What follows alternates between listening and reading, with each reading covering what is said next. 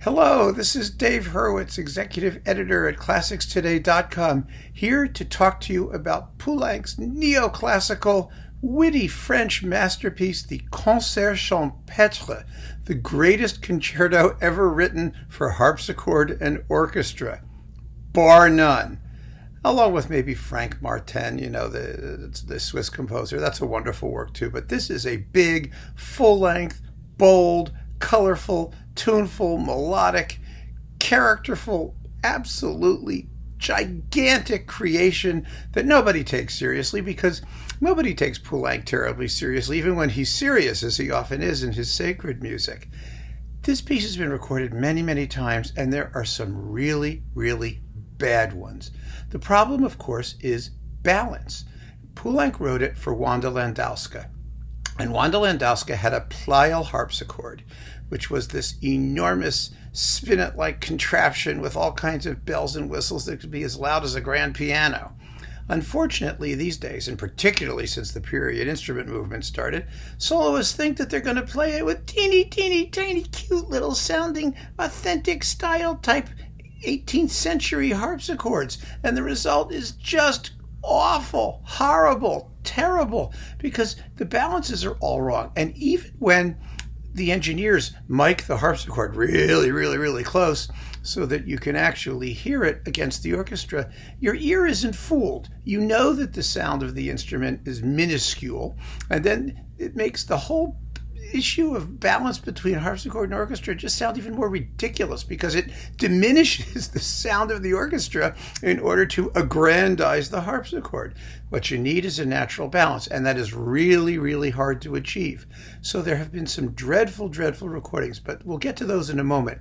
I'm going to play you a little sample. This is from the finale, and this is the Naxos recording, which is actually one of the better ones, but it actually has engineering that kind of deals with the issue. But again, the harpsichord sound is a little bit small compared to that of the orchestra. But listen and just get a sense of what the issue is. This is from the finale, and you'll hear right away.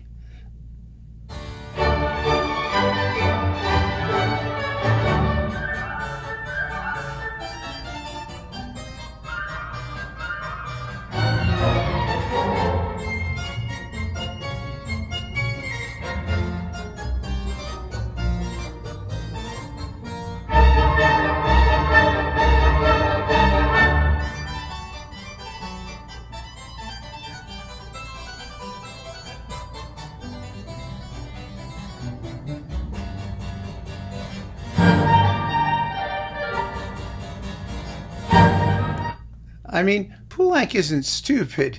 He alternates between harpsichord and orchestra as often as he can, so that the harpsichord doesn't get completely drowned out. But there are moments when the harpsichord is accompanying the orchestra or playing along with it, and the contrast between the two can sound absolutely ridiculous if the engineering isn't right and if the choice of instrument isn't correct. That's why Poulenc actually permitted a piano to substitute for the harpsichord. But ironically, performances of the work on piano have turned out worse than most of the ones on the harpsichord. There's maybe one good one, which I can talk about maybe at a future time. I'm not going to deal with it now. Right now, we're dealing with the original version for harpsichord and orchestra.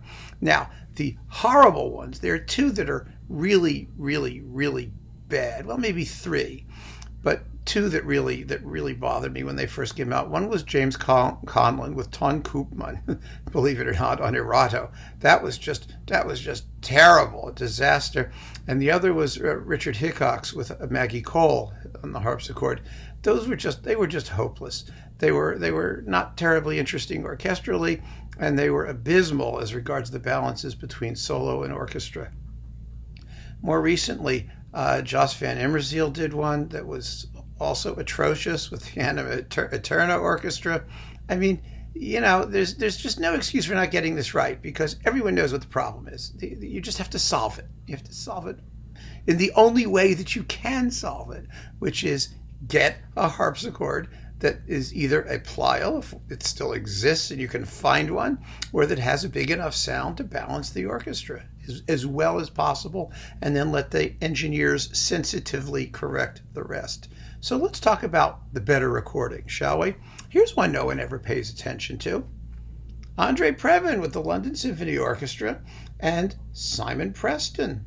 I mean, this is a remarkably good performance. I'm not sure why no one ever paid attention to it, but it sounds well. The orchestra is terrific.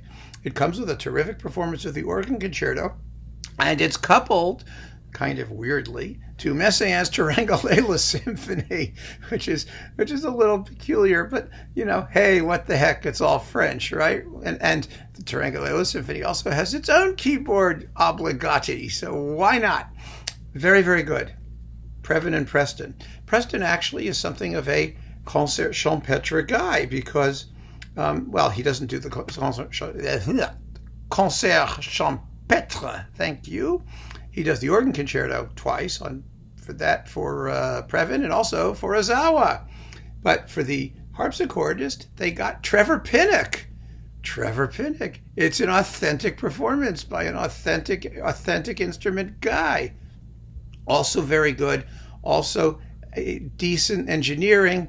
And while the instrument, again, is not ideal, it's handled well. At least it's handled well. It's beautifully recorded. This is a great record, by the way. It's got probably the best recording out there of the Gloria, too. So if you're looking for a great Poulenc disc, you get this one. The problem is that they originally did the Gloria with the Stabat Mater, and everything's kind of coupled. You have to get the right one. It was recoupled different ways. Nothing is simple in this business. That's all I can tell you. Here is the Naxos one, which has, let's see, oh my goodness, Elizabeth Chojnacka harpsichord. Very, very good. Very good performance. The harpsichord, again, is small-toned, but balanced, in a sensible way. The Orchestra Nationale de Lille, Région Nord-Pas-de-Calais.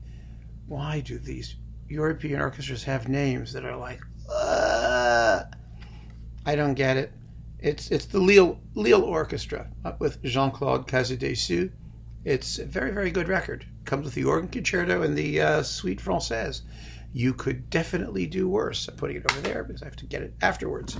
There is an excellent version in the Martinon box, which you might be able to get as a single disc. Originally, it was the organ concerto with Marie-Claire Alain, one of the great recordings of that, and the harpsichord concerto, the Concert Champêtre with Vernon Lacroix and Jean Martinon.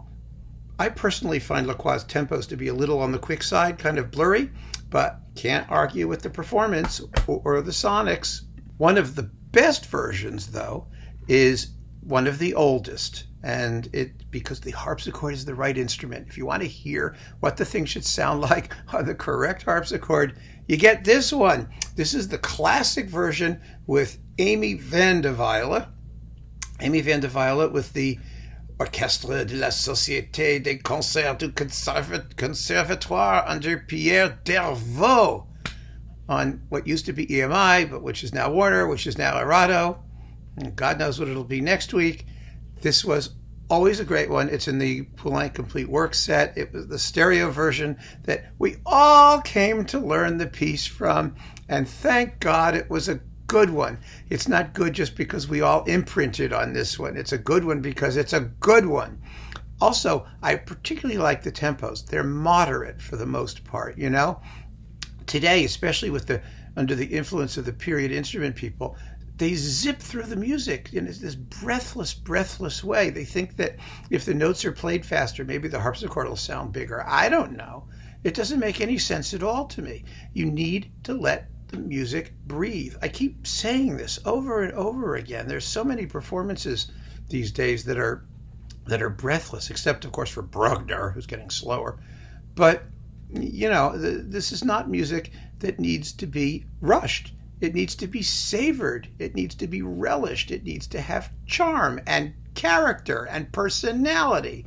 And you can't do that at 1,000,000 miles an hour. You just can't do it.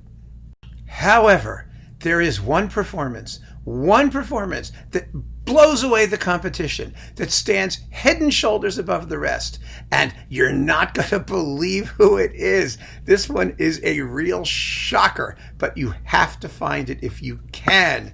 It's Zuzana Ružičková, the great Czech harpsichordist, the late great Czech harpsichordist. She passed away just about a year ago, and she's accompanied by none other, you're not going to believe it, like I said, the Czech Philharmonic. Yes, the Czech Philharmonic, conducted by Kurt Sanderling, that famous Poulenc aficionado.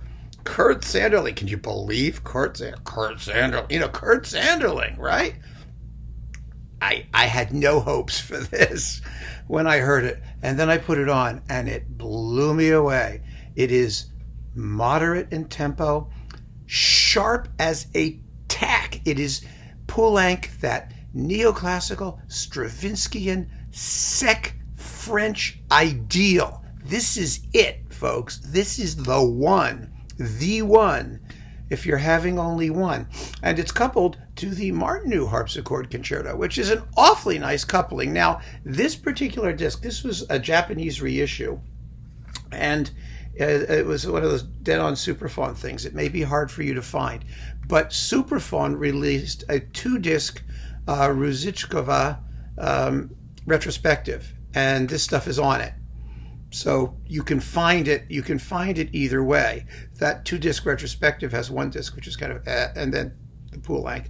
So you're in great shape as far as Poulenc goes. But if you want to hear what the concert Champêtre can sound like in a way that no one else even comes close to matching, you've got to hear Sanderling and Ružičková, because they take it seriously. They treat it like the masterpiece it is. They make, Sanderling gets the orchestra to play with incredible acuity of rhythm and characterful timbre, and Ružičková has a big harpsichord, a big instrument with a lot of color and character, and she, of course, was herself one of the great keyboard players of the 20th century. I mean, this is what the piece should be. It's a masterpiece, and you play it like a masterpiece. You treat it no differently than Mozart or Beethoven, and my, oh my, how wonderful the music sounds. So that is your essential recording. Ružičková, Sanderling on Supraphon with the Czech Philharmonic. Thank you for paying attention to this video. Go get your concert Champêtre and keep on listening. All the best.